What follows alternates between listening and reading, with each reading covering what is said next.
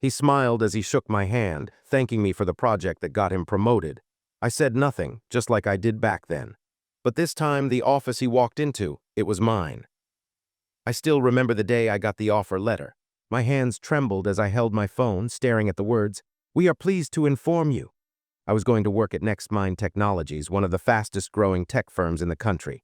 It felt unreal. My parents cried. I just stood there in silence, overwhelmed.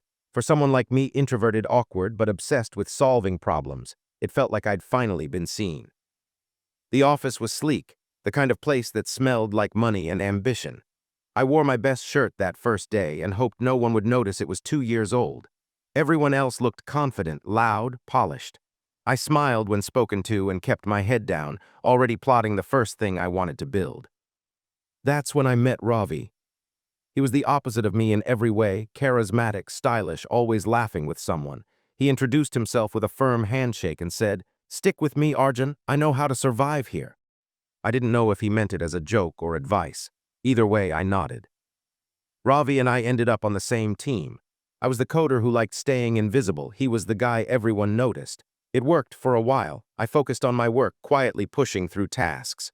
Ravi handled presentations and meetings, often flashing the work we'd both done. I didn't mind, not at first. But something small inside me started to shift. Every time my code made something run smoother or my idea fixed a bug in record time, it was Ravi's voice explaining it in meetings. My name barely came up. He'd shoot me a quick thanks after, sometimes not even that. Still, I told myself it didn't matter. I was learning. I had a foot in the door.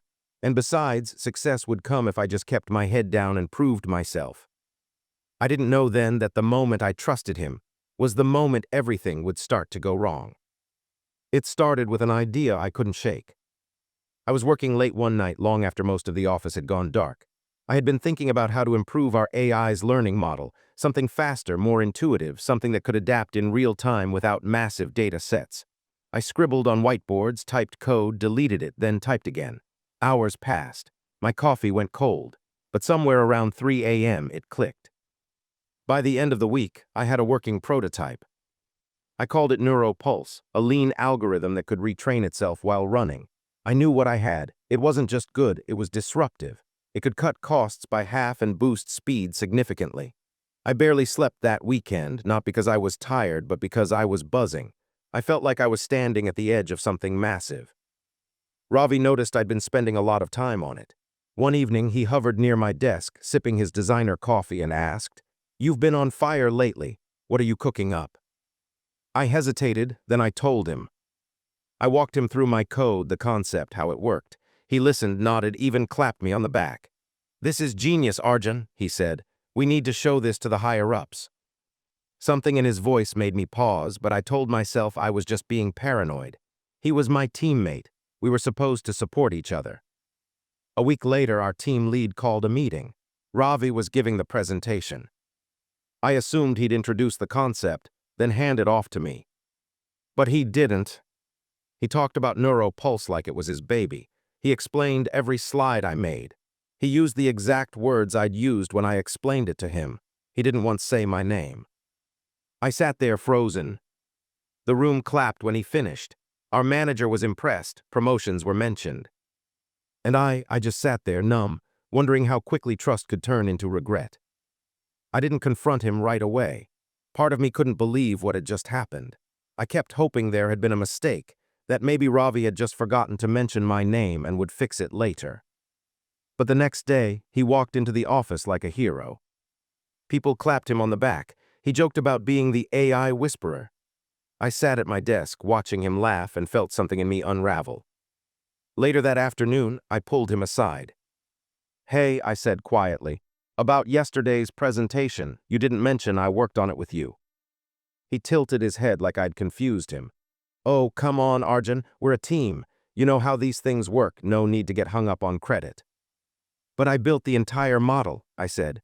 My voice sounded small, even to me. He chuckled. "You built the foundation, I packaged it and sold it. That's what they notice." Then he patted my shoulder like he was doing me a favor. The worst part, I didn't say anything else.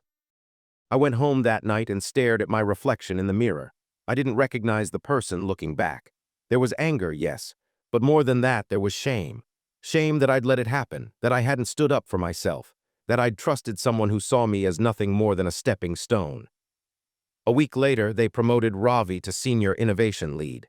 He got a corner office and a raise. I got nothing, not even a mention in the internal newsletter about the project. I thought about quitting, but something inside me hardened instead. I stopped talking to Ravi unless it was absolutely necessary. I stopped staying late. I stopped giving away my ideas so freely. I still wasn't sure what I was going to do.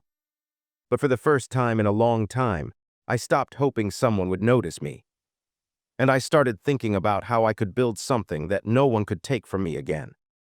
The office felt colder after that, or maybe it was just me. I kept my head down, did my work, and stayed invisible, which, oddly enough, had become easier. People now associated innovation with Ravi. I was just the background guy, the silent one, the one who didn't matter much unless there was a bug to fix or a deadline to meet. Every morning I walked into that building with a weight on my chest. I stopped bringing lunch from home. I stopped joining team meetings unless required. I just stopped showing up fully. The worst part wasn't that Ravi had taken credit. It was how easily everyone believed he deserved it. Not one person had asked, "Did Arjun work on this too?" Not one. I started questioning myself. Was I really as good as I thought I was? Maybe I did need someone like Ravi to present my work. Maybe I just wasn't enough. One night after staying late to clean up someone else's broken code, I sat in the dark office staring at my screen. My eyes burned, my chest ached. I couldn't do it anymore. I opened a new tab and began searching for jobs. But everything felt the same, positions that wanted me to build for someone else, only to stay in the shadows while another leader stood in the light. I closed the laptop, leaned back, and for the first time in years felt completely lost.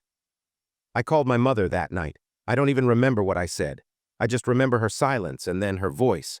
"You didn't come this far to become someone else's tool, Arjun. You build things, build your own." Something about those words stuck.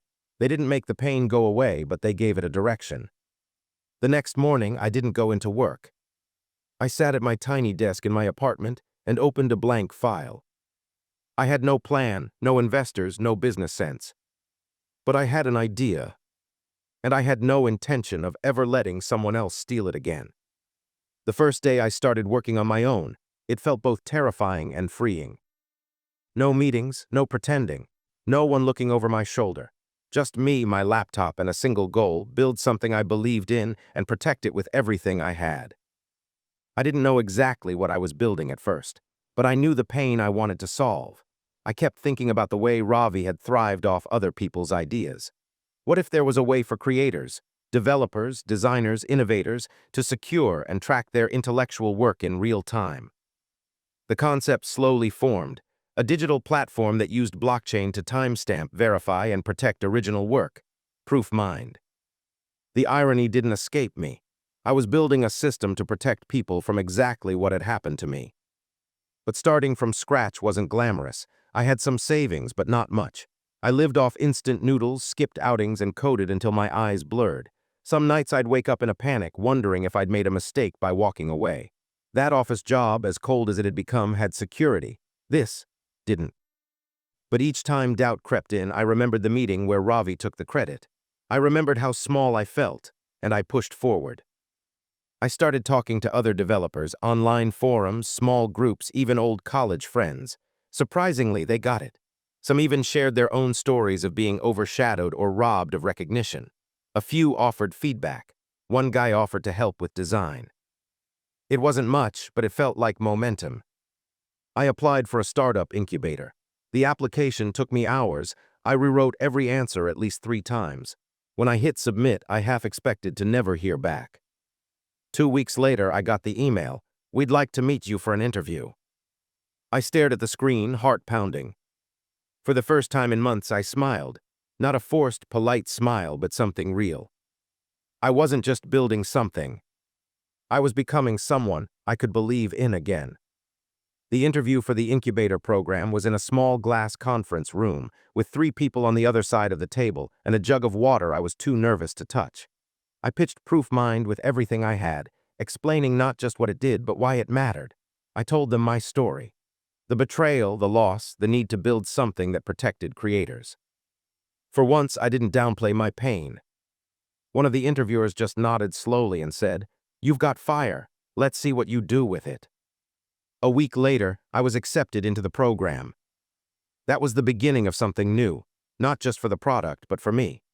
I was surrounded by other builders, other dreamers, people who had taken leaps and were figuring things out one painful, chaotic day at a time. There were still struggles, the pressure to deliver, the weight of leading a team, even if it was just 2 interns and 1 freelance designer. But now every setback felt like mine. Every win, no matter how small, belonged to us. I learned how to pitch to investors, stumbling at first, then slowly gaining confidence. I hired a back-end engineer to speed up development. I created a landing page. We got a few early users, then a few more. Word started spreading. At night, I'd lie in bed, exhausted but proud. There were still moments of fear. Would this actually work? Was I fooling myself? But the feeling was different now. It wasn't doubt eating me alive, it was hunger pushing me forward. And somewhere in that blur of progress and pressure, I realized I was no longer that guy sitting quietly in a cold office, waiting to be noticed. I was building something that mattered, and this time I was doing it on my terms. No stolen credit, no silence. Just me and the team I was slowly growing, putting something honest into the world. And deep down I knew this story wasn't over yet. Not even close. The day ProofMind officially launched, I didn't throw a party. I didn't post a selfie or make a dramatic announcement online. I just sat alone in my small apartment, stared at the screen, and watched as the first real user signed up. Then another, and another. At first, it was just a trickle, independent developers, artists, and small creators, but they kept coming. Word spread, and within weeks, the numbers started climbing faster than I expected. One blog post called us the future of creative protection. Another dubbed us insurance for the modern innovator. Investors started reaching out. One of them said, "You're solving a real trust problem, and trust is the new currency." That line stuck with me. I was no longer chasing validation, I was creating value. ProofMind was no longer just mine, it was growing into something bigger, something that resonated with people who had felt what I felt. Forgotten, exploited, ignored. We crossed 10,000 users in 3 months. Then came the TechNext conference, a panel invite. I was nervous, I hadn't spoken on a stage since college, but I said yes. I owed that version of myself, the one who had sat in silence while someone else took the mic, something better. When I walked onto that stage, lights blinding, room packed, I felt the weight of everything it took to get there. My palms were sweating, my heart was pounding, but when I spoke, the words came naturally. I talked about ownership, about betrayal, about building something not for revenge, but for protection, for dignity. People clapped, they came up to me after, shook my hand, asked thoughtful questions. And in that crowd, I spotted a familiar face. Ravi. He was standing at the back of the room, arms crossed, face unreadable. I didn't panic, I didn't freeze. I just looked at him for a second longer than I needed to, then moved on. Because for the first time, I didn't feel like I owed him anything. The tables were starting to turn, and I had no idea just how far they would. I didn't hear from Ravi after the conference, not right away. But a few weeks later, I got an email from a recruiter. Subject line, "Referral request for Ravi S." My heart paused for a moment. I opened it slowly. It was a startup looking for a product manager. They mentioned that Ravi had applied and listed me as a professional reference. The irony nearly made me laugh out loud. I didn't respond. A few days later, I got a message from Ravi himself. Just one line. "Hey Arjun, long time. Mind if we catch up?" I stared at it for a long time. Back then, I probably would have replied in seconds, desperate for his approval, hoping to be seen. But now, I wasn't the same person. I didn't need to relive the past to prove anything. Still, I agreed to meet him, for closure if nothing else. We met at a cafe near the old office. He looked the same, maybe a little more tired around the eyes. He smiled like nothing had ever happened. "You've done well for yourself," he said, stirring his coffee. "ProofMind is everywhere now." I nodded. It's been a good journey. He hesitated, then leaned in.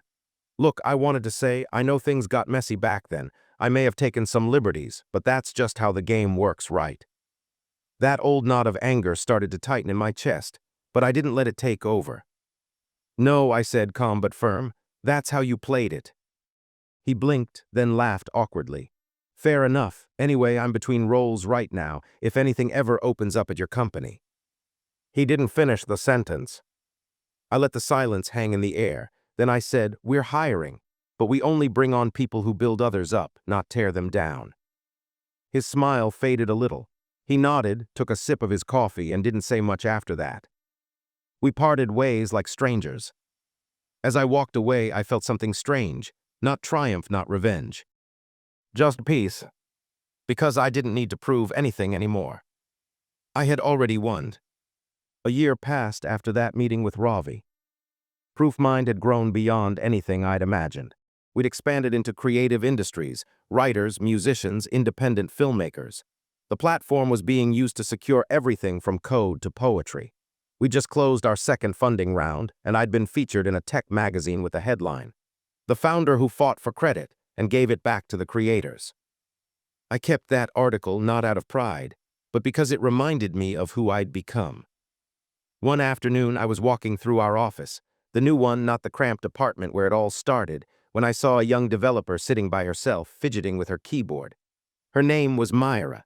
She joined a few weeks ago, brilliant, soft-spoken, but always doubting herself. I asked her what she was working on. She explained this idea for streamlining creator workflows. It was clever, really clever. But the way she spoke about it, you'd think it was nothing special. "This is smart," I told her. "You should present this to the team." She hesitated. "It's not ready. I mean, it's probably not that useful yet." I saw myself in her. Before the fall, before I'd learned how dangerous it is to stay quiet. "Let me help you polish it," I said, "but when the time comes, you present it." She nodded, a little unsure but grateful. That moment hit me harder than I expected. Because the real victory wasn't just that Ravi once asked me for a job. It was this, being able to protect someone else's voice, the way no one protected mine. Giving someone their moment instead of stealing it. That was the legacy I wanted. Later that week, Myra presented her idea. The room applauded. And when someone asked how she came up with it, she smiled nervously and said, "I've had it for a while, just needed the courage to speak up." I didn't take credit. I didn't need to. Watching her step into her own light felt better than anything I'd ever achieved for myself. That's when I realized this wasn't about revenge. It was about reclamation. There was a time I thought success would feel like a trophy, something shiny, heavy, undeniable. But standing in the quiet of my office late one evening, lights dimmed, screens off, I realized something else. Success was peace. It was knowing I didn't have to prove anything anymore. Not to Ravi, not to the world, not even to myself. The anger that once burned inside me had faded into something steadier, purpose. Proofmind was no longer a project born from pain. It had grown into a movement. We had a team now, diverse, passionate, principled. People who believed that ideas had value and that the people behind them deserved to be seen. We were expanding into education programs, helping students protect their work. We'd launched partnerships with design schools and indie developer groups. I even got invited to speak at my old university, the same place where I once gave up on speaking out. And this time I stood on stage without fear. I told them my story of the betrayal, the silence, the fight back. I told them about the night I almost gave up and how it led to the first line of code that changed everything. I saw heads nodding, eyes locked in. And maybe, just maybe, someone in that crowd would choose to fight for their voice a little earlier than I did. Afterward, a student approached me, nervous, wide-eyed. "I've got this idea," he said, "but I don't know if it's good enough." I smiled. "That's not the right question. The question is, do you believe in it enough to start?" He didn't answer right away, but he nodded. As I left the building, the air felt lighter. Ravi's name rarely came up anymore. If it did, it didn't bother me. He was part of the beginning, but not the whole story. This journey was never really about revenge. It was about reclaiming my voice. And now helping others do the same. So here I am, still building, still learning, still showing up. Not for credit, but for impact. And this time, no one's taking that from me.